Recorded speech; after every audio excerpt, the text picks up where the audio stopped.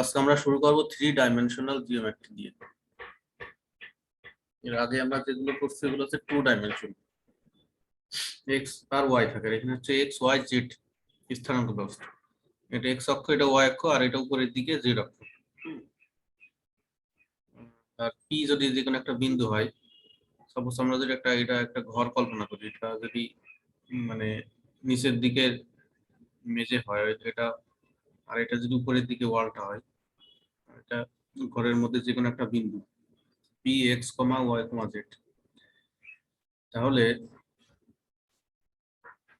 দুইটা বিন্দুর মধ্যবর্তী ডিস্টেন্স যে সূত্রটা তিনটা 3 ডাইমেনশনাল ক্ষেত্রেও একই রকম সিস্টেম। যেমন এ আর বি যদি দুইটা বিন্দু হয়, এ বিন্দুর স্থানাঙ্ক 3 ডাইমেনশনে x1, y1, z1, আর বি বিন্দুর স্থানাঙ্ক যদি x2, y2, z2 হয়, তাহলে এ বি এর মধ্যবর্তী ডিস্টেন্সটা হবে রুট। 2 ডাইমেনশনের ক্ষেত্রে আমরা যেভাবে বের করছি ওইভাবে, জাস্ট এখানে প্রথম স্থানাঙ্কটা হবে x2 - x1 whole square plus y2 - y1 whole square plus z2 - z1 square. তো একটা एग्जांपल দেওয়া আছে,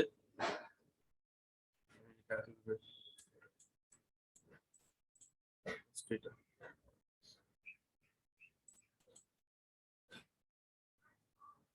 একটু ওয়েট করো।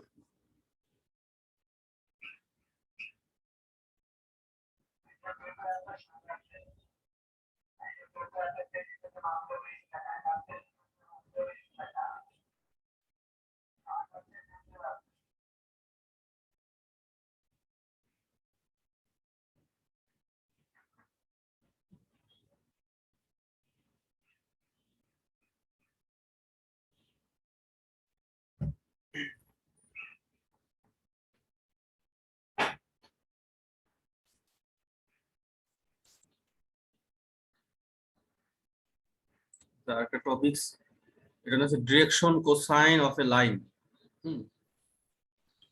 Direction cosine of a line is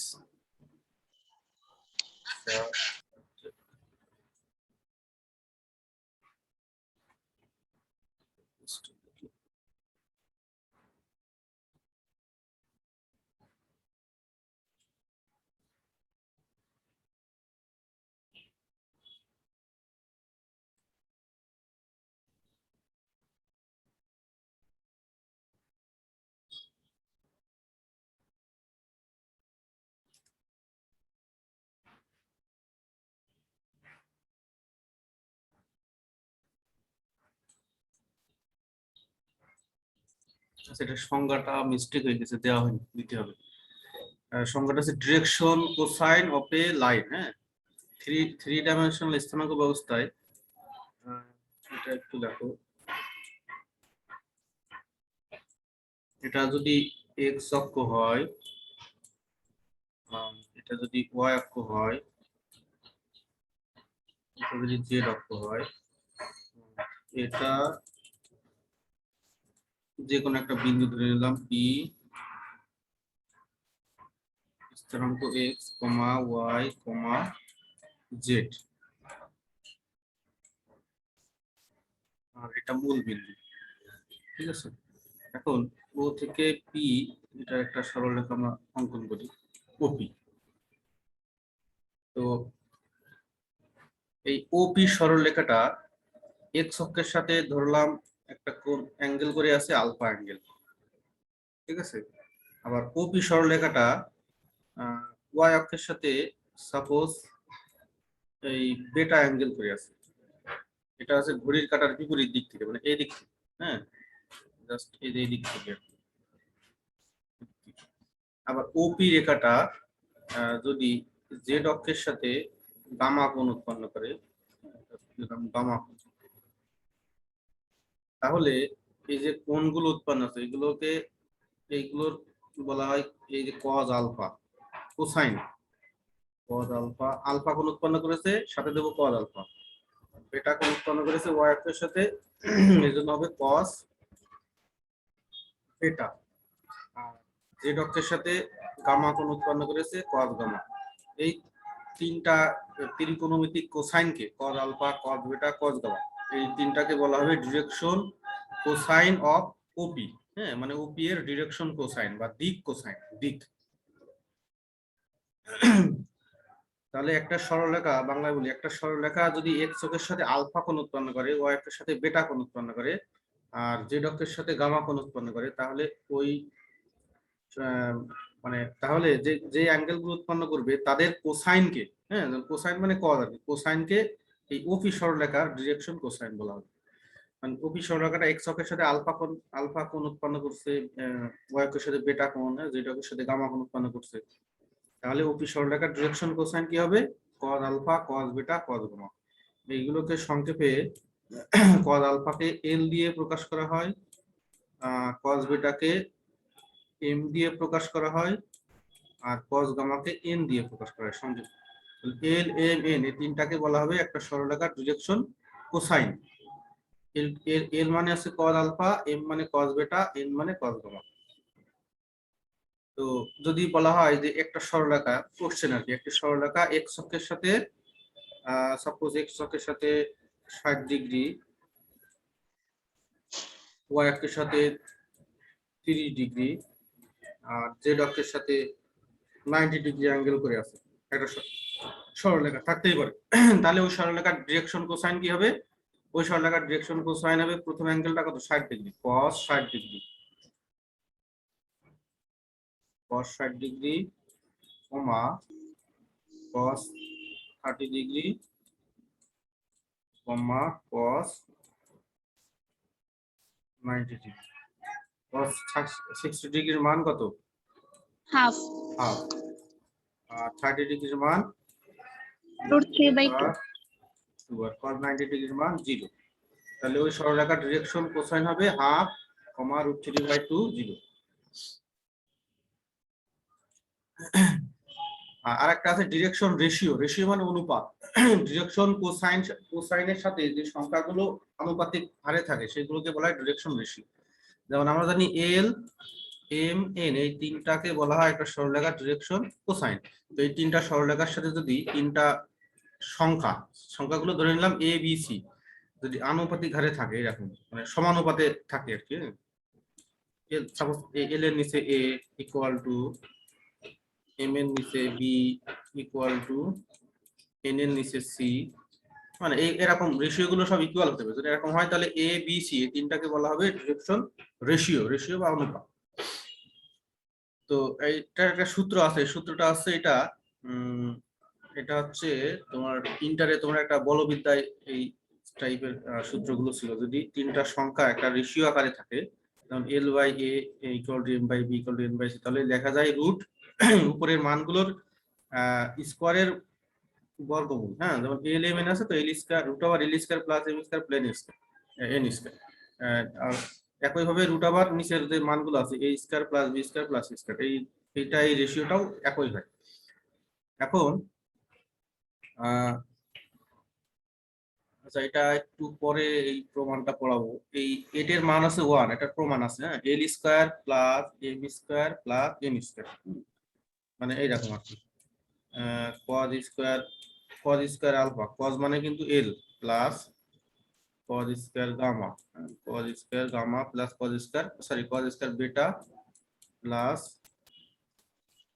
cause square gamma, এটার মান হচ্ছে 1।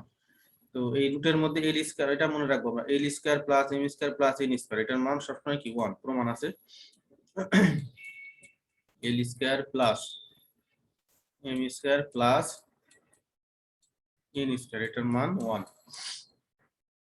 তাহলে উপরে হবে 1, নিচে root A square plus B square plus C square. তাহলে আমরা এই রেশিওটা আর এই রেশিওটা যদি নিই, এই দুইটা যদি নিই, তাহলে লেখা যায় এই আমরা এটা আমরা গুণ করে দিচ্ছি, জাস্ট এটা উপরে গুণ করে দিচ্ছি, ইকুয়াল টু লেখা যায় a by root over a square plus b square plus c square.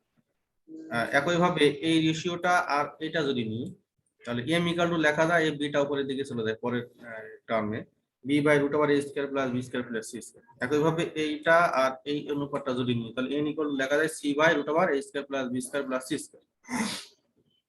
তাহলে দেখো, যদি ডিরেকশন রেশিও দেওয়া থাকে কোশ্চেন, তাহলে ডিরেকশন কোসাইন বের করা যাবে। এই যে ডিরেকশন কোসাইন মানে কি এল এম এন এই তিনটা, আর ডিরেকশন রেশিও মানে এ বি সি। তো যদি দেওয়া থাকে ডিরেকশন রেশিও 2 3 1, তাহলে একটা দেওয়া আছে যে একটা সরলরেখার ডিরেকশন রেশিও 2,3,1, তাহলে ডিরেকশন কোসাইন কি হবে? তাহলে এই সূত্র অনুযায়ী আমরা বের করব এল ইকুয়াল টু এ, এ মানে কত প্রথম মানটা, হ্যাঁ ডিরেকশন রেশিও 2, তাহলে রুট ওভার কি হবে এ স্কয়ার মানে কত 2 square plus 3 square 3 plus 1 square. একইভাবে বি মানে কত, এম এম মানে কত বি বাই বি মানে দ্বিতীয় মানটা 3, তাহলে এখানে হবে 3 আর নিচে কিন্তু সব একই সেম। একইভাবে এন মানে কত, এই যে সি বাই সি মানে থার্ড মানটা, সি মানে তাহলে 1 1 বাই নিচে নিচে কিন্তু একই মান আছে। তাহলে এখানে যে তিনটা মান পাবো এল এম এন, এই তিনটা হচ্ছে সরলরেখার ডিরেকশন কোসাইন বলা হয়।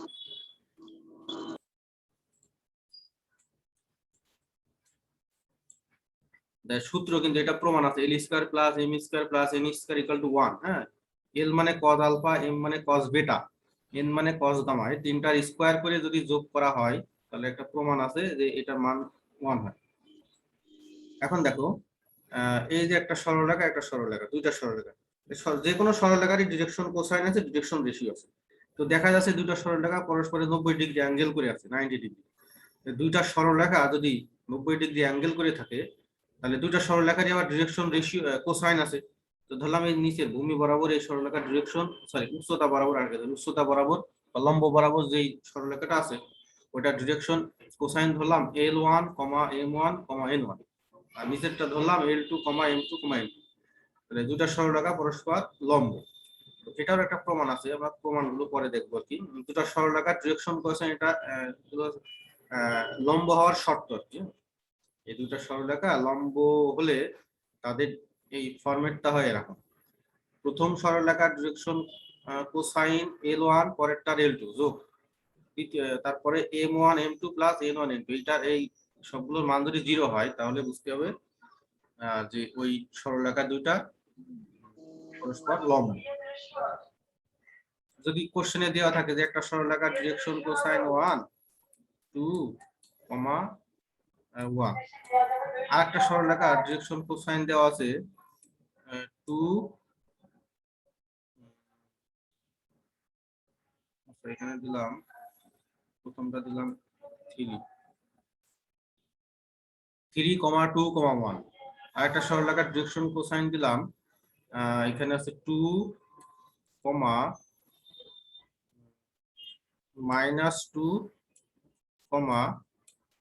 -2, দুটো সরলরেখা, একটা সরলরেখার ডিরেকশন কোসাইন 3, 2, 1, আর একটা আছে 2, এটা বা 2, -2, হ্যাঁ -2।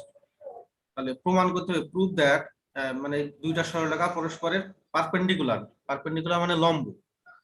এটা কিভাবে প্রমাণ করব, এইটা এটা এটা প্রথমটা আমরা এটা ধরে নিলাম L1, হ্যাঁ এটা ধরলাম M1, এটা ধরলাম N1, এটা ধরলাম L2, হ্যাঁ L2, এটা ধরলাম M2, এটা ধরলাম N2।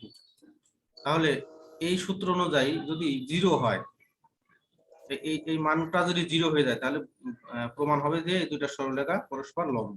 তাহলে আমরা L1 মানে কত 3, তাহলে 3 ইনটু লিখবো 3 ইনটু L2, L2 মানে কত 2, তারপরে প্লাস এবার M1 মানে এই যে 2 ইনটু 2 into -2 -2 প্লাস 1 ইনটু -2, এটা লম্ব হবে। যেহেতু 0 হচ্ছে ক্যালকুলেশন করে, তাহলে আমাদের যে দুইটা সরলরেখা দেওয়া ছিল তার ডিরেকশন কোসাইন ছিল ওই সরলরেখা দুটা পরস্পর পারপেন্ডিকুলার বা 90 ডিগ্রি প্রমাণ। তাহলে এই সূত্রটা মুখস্থ রাখতে হবে, সূত্রটা মুখস্থ রাখতে হবে।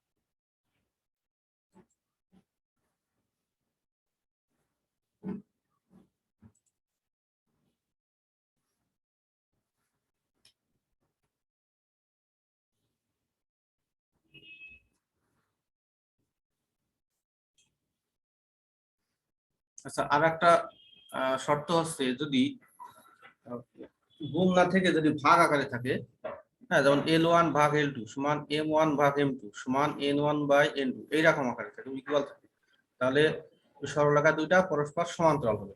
ঠিক আছে, দুইটা সরলরেখা পরস্পর সমান্তরাল হবে যদি তাদের ডিরেকশন কোসাইনের অনুপাতগুলো সমান হয়। এটা একটা সূত্র। L1 ভাগ L2, যেটা এটা যে মান পাবো, একটা উদাহরণ দিই, দুটো সরলরেখার একটা ডিরেকশন কোসাইন দেওয়া আছে 9, আর একটা দেওয়া আছে 12, একটা দেওয়া আছে 18। তো আর একটা দেওয়া আছে যদি হয় 3, 4,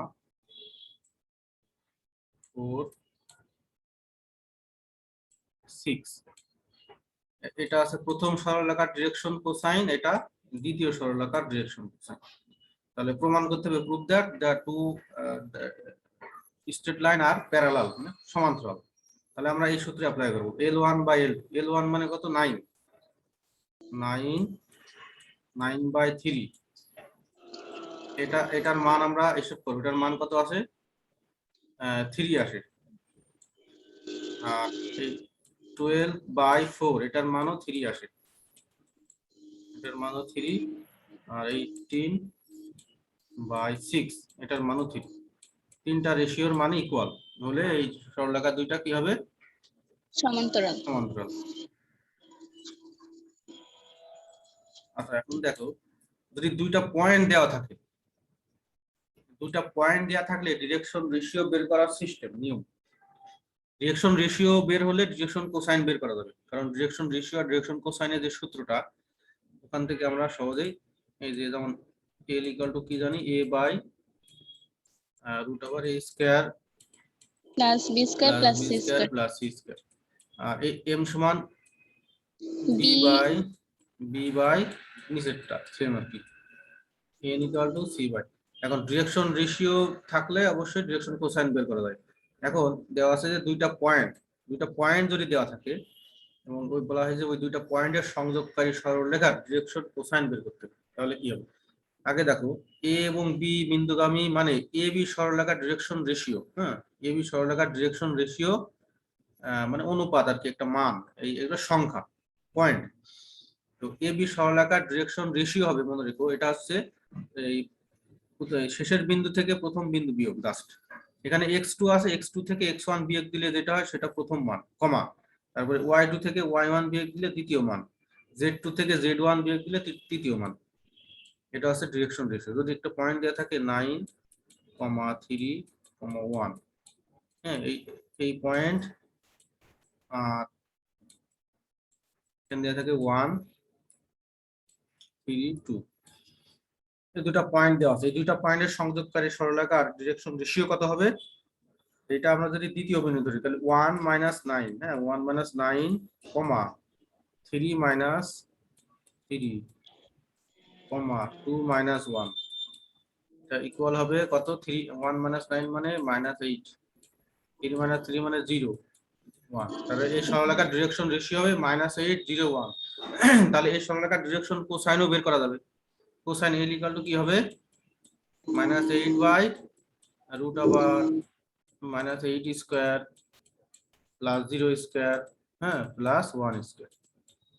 একইভাবে m সমান হবে 0 বাই সামথিং, হ্যাঁ, মানে নিচেরটা, n ইকুয়াল টু হবে 1 বাই নিচেরটা। তাহলে পয়েন্ট দেওয়া থাকলে জাস্ট আমরা দুইটা পয়েন্ট বিয়োগ করে যে তিনটা মান পাওয়া যাবে, এটা সবকিছু 3 ডাইমেনশন, কিন্তু এই হচ্ছে ডিরেকশন রেশিও। এক্সাম্পল দেখো, find the direction ratio of the line joining the points. এই যে আগের মতো আর কি, দুইটা পয়েন্ট দেওয়া আছে, এই দুইটা পয়েন্টে জয়েন করলে যে সরলরেখা হয়, ওই সরলরেখার ডিরেকশন রেশিও কি? ডিরেকশন রেশিও প্রথমটা এই শেষেরটা থেকে প্রথমটা বিয়োগ, 0 - 1, 1 - 2, হ্যাঁ, 2 - 1। দেখো, find the direction cosine of a line which makes angle 30 degree with x axis, 60 degree with y axis, 45 degree with z axis. It's simple. X অক্ষের সাথে আলফা কোণ উৎপন্ন করলে আমরা জানি ডিরেকশন কোসাইন হয় cos আলফা, ওয়াই অক্ষের সাথে cos বেটা, জেড অক্ষের সাথে cos গামা। তাহলে প্রথমটা এক্স অক্ষের সাথে আলফা কোণ উৎপন্ন করছে, আর এখানে দেওয়া আছে প্রশ্নে করো 30 ডিগ্রি। তাহলে আলফা জায়গায় 30 ডিগ্রি, বেটা জায়গায় 60 ডিগ্রি, গামা জায়গায় 35 ডিগ্রি, মানগুলো যে বেরোবে সেটা হচ্ছে ওই সরলরেখার ডিরেকশন কোসাইন।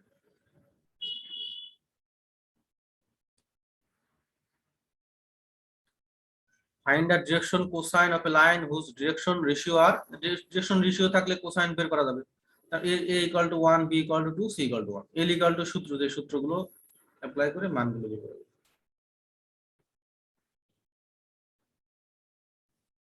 আচ্ছা, ডিরেকশন রেশিও কোসাইন হলো, এবার আমরা যদি সময় পাই তাহলে থিওরিম গুলো পরে আলোচনা করবো। আমরা আগে অঙ্কগুলো করি। দেখো এই নেক্সট চ্যাপ্টার হচ্ছে প্লেন, বা প্লেনের বাংলা অর্থ কি, সমতল। ইকুয়েশন অফ এ প্লেন, এই ইকুয়েশনটাকে বলা হবে প্লেনের ইকুয়েশন। তুমি মুখস্থ রাখতে হবে ax plus by plus cz plus d equal to 0। হ্যাঁ, মানে 3 ডাইমেনশন x y z থাকবে এবং x এর কোফিশিয়েন্ট a, y এর কোফিশিয়েন্ট b, z এর কোফিশিয়েন্ট c, আর একটা নির্দিষ্ট কনস্ট্যান্ট টার্ম, এটাকে বলা হয় কনস্ট্যান্ট টার্ম, এখানে কোনো ভেরিয়েবল নাই।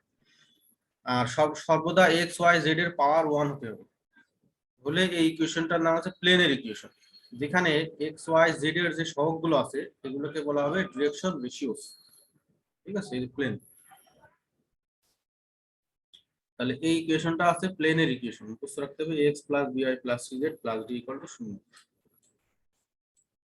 এখন একটা প্লেনের উপর যদি x1, y1, z1 বিন্দু থাকে তো প্লেনের সমীকরণ কি হবে? প্লেনের সমীকরণটা হবে, এটা মুখস্থ রাখতে হবে। আমরা ইন জেনারেল প্লেনের ইকুয়েশনটা জানি,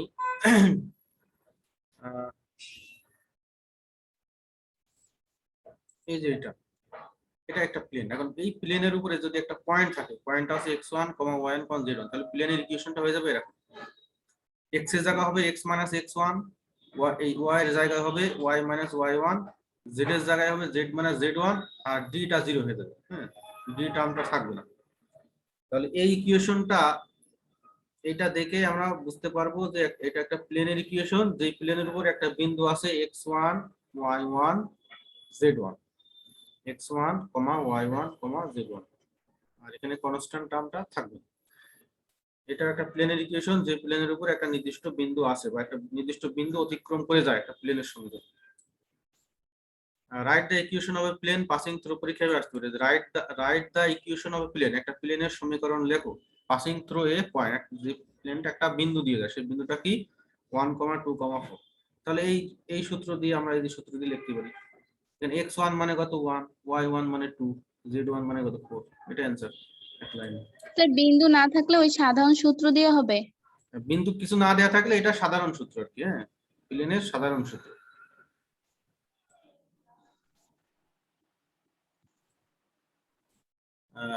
তারপরে পাসিং থ্রু এটা হলো কোন বিন্দু যদি কোন সমতলের পাসিং থ্রু কথা উল্লেখ থাকে, হ্যাঁ, তাহলে ওই বিন্দুর মান সরাসরি সমতলে বা প্লেনে বসানো যায়।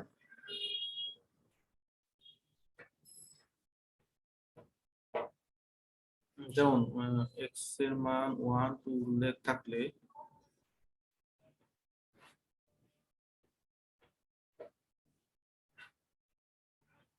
পরের পেজে দেখি,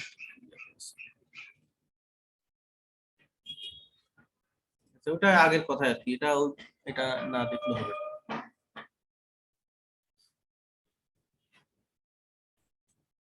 আচ্ছা, আরেকটা কোশ্চেন দেখো, আমরা 2 ডাইমেনশনে একটা ইকুয়েশন জানি যে এটা যদি x হয় আর এটা যদি y হয়, একটা সরলরেখা যদি x অক্ষ এবং y অক্ষকে একটা নির্দিষ্ট বিন্দুতে কাট করে বা ছেদ করে দেয়, এটা সাপোজ a ধরলাম, এটা b, তাহলে এই সরলরেখাটার ইকুয়েশন কি ছিল?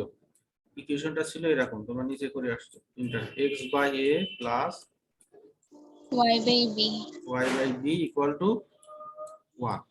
তাহলে এটা যেহেতু 3 ডাইমেনশন, আর প্লেন যদি এখানে বলা আছে যে প্লেনটা যদি উভয় অক্ষকে কাট করে দেয়, হ্যাঁ, আর একটা অক্ষ আছে জেড অক্ষ, একটা প্লেন, এটা যেহেতু সরলরেখা না, সরলরেখা তো দুইটা ইয়েকেই কাট করতে পারে, প্লেন 3টা অ্যাক্সিসকেই কাট করতে পারে। একটা প্লেন যদি 3টা অ্যাক্সিসকে একটা আছে এ বি আর একটা সি, তিনটা বিন্দুতে কাট করে, তাহলে প্লেনের ইকুয়েশন হবে x by a plus y by b plus z by c equal to 1। সরলরেখার ক্ষেত্রে জাস্ট এটা ছিল না, প্লেনের ক্ষেত্রে জাস্ট এইটা যোগ হয়েছে জেড বাই সি, কিন্তু 3 ডাইমেনশন এখানে। এটা মনে রাখবো, একটা প্লেন যদি এক্স অক্ষ ওয়াই অক্ষ এবং জেড অক্ষকে কাট করে যায় নির্দিষ্ট বিন্দুতে পয়েন্টে, তাহলে প্লেনের ইকুয়েশন হবে এটা। এখানে চিত্র সহ দেওয়া আছে, এটা এ এক্স অক্ষের উপরে এ বিন্দু দেওয়া আছে, এ বিন্দু এক্স অক্ষের উপরে ওয়াই এবং জেড এর কোনো মান নাই, এজন্য এ কমা ওয়াই এর ওয়াই এর যে কোঅর্ডিনেট 0, জেডটা 0। সিমিলারলি ওয়াই অক্ষের উপরে শুধুমাত্র ওয়াই এরই মান আছে, তার মানে দ্বিতীয়টার মান থাকবে যে বি, তার মানে 0, বি, 0 লিখতে হবে। আর জেড অক্ষের উপরে শুধু জেড এরই মান আছে, মানে থার্ড কোঅর্ডিনেট সি, শুধু সেটা ধরে নিলাম সি, তাহলে এটা কোঅর্ডিনেট আকারে লেখা যায় 0, 0, সি। হ্যাঁ, তো এটা শুধুমাত্র এ দিয়েও লেখা যায়, এটা শুধুমাত্র বি দিয়েও লেখা যায়, এটা সি দিয়েও লেখা যায়, আবার এটা পয়েন্ট আকারেও লেখা যায়। যদি এরকম ভাবে কাট করে, তাহলে প্লেনের ইকুয়েশনটা হবে x by a plus y by b plus z by c. তো এখন পরীক্ষায় যদি এরকম থাকে যে একটা plane cuts the 3 axis at, এটা ধরে নিলাম 1, 0, 0 একটা বিন্দু, আর ওয়াই অক্ষকে সাপোজ কাট করলো 0, 2, 0, জেড অ্যাক্সিসকে কাট করলো 0, 0, 6 দিলাম। তাহলে ওই প্লেনের ইকুয়েশনটা কি হবে? তাহলে আমরা এই ইয়ে থেকে লিখতে পারি x by 1 plus y by 2 plus z by 6 equal to 1। এখানে এই 1 আছে a, এই 2 আছে b, আর এই 6 আছে c।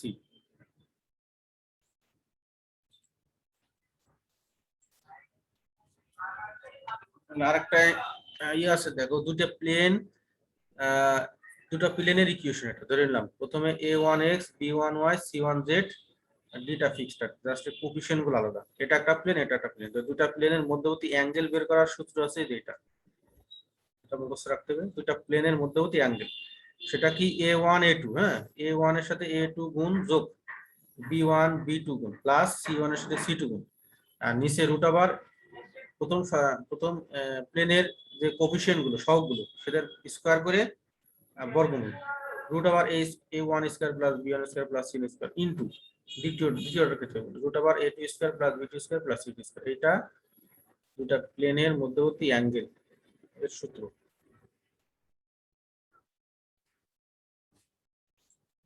আচ্ছা, যদি একটা প্লেন দেওয়া থাকে এরকম যে দুটা প্লেন দেওয়া আছে 2x plus 3y plus z plus 1, এটা কিসের সমীকরণ? এটা একটা প্লেনের সমীকরণ, কারণ এখানে দেখো এখানে এক্স ওয়াই জেড এইগুলোর সবগুলোর পাওয়ার কত 1, আর একটা কনস্ট্যান্ট টার্ম আছে, কনস্ট্যান্ট টার্ম না থাকলেও সমস্যা নেই, এখানে 0 থাকতে পারে, 0 একটা কনস্ট্যান্ট। এটা একটা প্লেন, আর একটা প্লেন যদি দেওয়া থাকে এরকম x plus 2y plus 3z plus 2, এটা একটা প্লেন। এখন যদি বলা যায় এই দুইটা প্লেনের মধ্যবর্তী অ্যাঙ্গেল কত, তাহলে আমরা এই সূত্র দিয়ে হিসাব করবো। এই সূত্র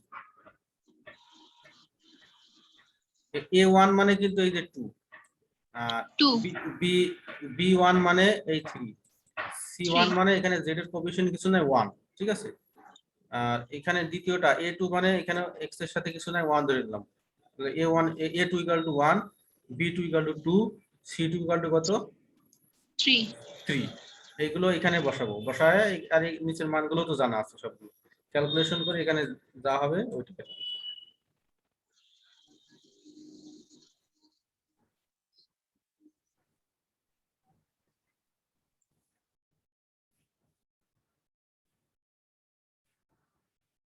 আচ্ছা, এটা একটু মিস্টেক হয়ে গেছে, মধ্যবর্তী অ্যাঙ্গেল বের করার সূত্র আছে এটা, কিন্তু এখানে cos, এখানে শুধু থিটা না, এখানে cos থিটার সূত্র আছে, এটা cos থিটা, কারেকশন আছে cos theta.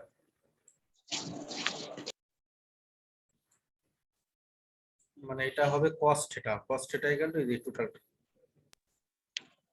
a1 a2 plus b1 b2 c1 তো এখানে কেন হলো? বুঝি নাই। স্যার এটা তো সাইন থিটাও হইতে পারতো। এটা প্রমাণ আছে তো, আমি এমনিতে লিখছি না, প্রমাণ আছে। ও এই যে পদ আসছে, এটা প্রমাণ আছে। b1 square plus b1 square plus c1 square a2 square plus b2 square plus c2 square, এটা প্রমাণ আছে। হ্যাঁ, পদ আসলো কেন, এটা প্রমাণ আছে। তো দুইটা প্লেনের মধ্যবর্তী অ্যাঙ্গেল হচ্ছে cos থিটা হবে, থিটা না cos থিটা। তাহলে এটার যে একটা মান পাবো, ওই মানটা যেটা পাবো, তাহলে থিটা এগুলো দেখা যাবে cos ইনভার্স ওইটার। সাপোজ এটার মান আমরা পাইছি 1 পাইছি সাপোজ এটার মান, তাহলে আমরা লিখতে পারি cos থিটা ইকুয়াল টু 1 লিখলাম। হ্যাঁ, তাহলে থিটা ইকুয়াল টু কি লেখা যায়, cos ইনভার্স 1, cos ও ইনভার্স 1। এই, আচ্ছা একটু ওয়েট করো, একটু আসতেছি।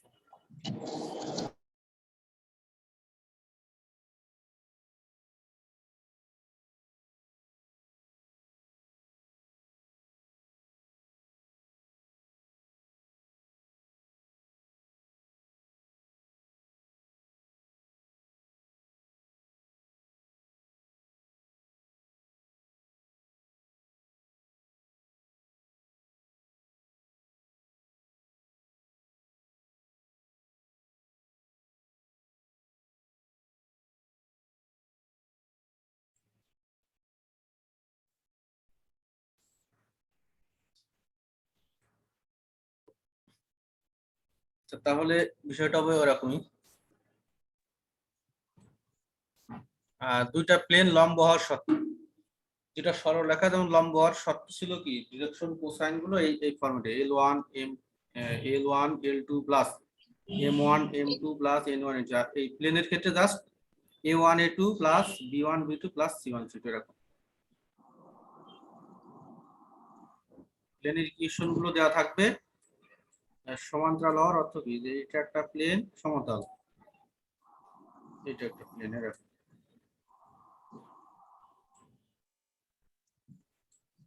প্লেনের সমীকরণ দেওয়া থাকবে, এটাও প্লেনের, দুইটা প্লেনের সমীকরণ দেওয়া থাকবে। ওই দুইটা প্লেনের A1 মানে x এর সহগ, A2 মানে পরেরটার x এর সহগ, এই সবগুলো এই ফরম্যাটে যদি 0 হয় রেখে, তাহলে লম্ব হবে, প্লেন দুইটা লম্ব হবে। এটা হচ্ছে সমান্তরাল। হ্যাঁ, লম্ব হতে গেলে অবশ্যই প্লেনটা হবে এরকম, একটা এরকম আর একটা জাস্ট এরকম, এরকম 90 ডিগ্রি। আর এটা হচ্ছে সমান্তরাল। সমান্তরালে আমরা যেমন লাইনের ক্ষেত্রে, সরলরেখার ক্ষেত্রে